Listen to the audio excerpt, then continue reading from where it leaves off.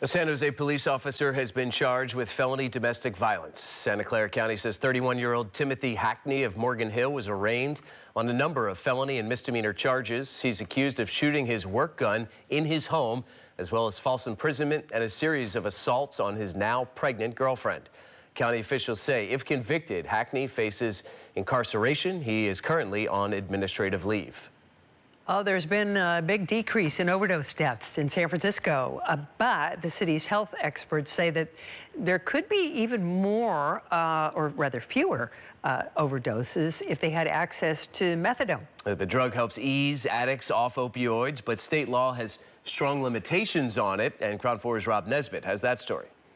Imagine if a patient with heart disease had to be physically present at a special cardiac treatment center in order to get their medications. Well, that's what it's like for someone struggling with addiction trying to get methadone. The landscape of overdoses in San Francisco has improved, according to the San Francisco Department of Public Health. Director Dr. Grant Colfax says more than 70 people died of a drug-related overdose in July of 2023. Last month, less than 40 people. 15% less deaths in 2024 to date compared to deaths in 2023. He credits that decrease to the use of other drugs that help people fight their addictions, including buprenorphine and methadone. Federal restrictions have eased for methadone, but Dr. Colfax says that's not the case in California. We really need to break down the bureaucratic barriers. These are outdated. I mean, if you go back to the history of this is based on government bureaucracy that was established in the 1970s. In San Francisco, more than 2,500 people receive methadone through city clinics, but it's not as quick of a process as it should be, according to Director of Behavioral Health, Dr. Hillary Cunnins. She wants to see the state laws align with federal laws.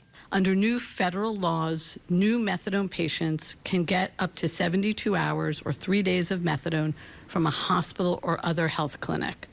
This allows them to start methadone treatment immediately outside the operating hours of a methadone clinic. She says federal rules also allows more medical professionals to prescribe methadone, including through telehealth appointments, but not in California. Jose Martinez with the National Harm Reduction Coalition works with people struggling with addiction and says he's seen the difference methadone makes. They start working, they start having better relationships with their families. That makes me feel good. You know, that tells me that program works. Assemblymember Matt Haney has introduced a bill to the state legislature that would align California's restrictions on methadone with federal restrictions. Reporting in San Francisco, I'm Rob Nesbitt, Crown 4 News.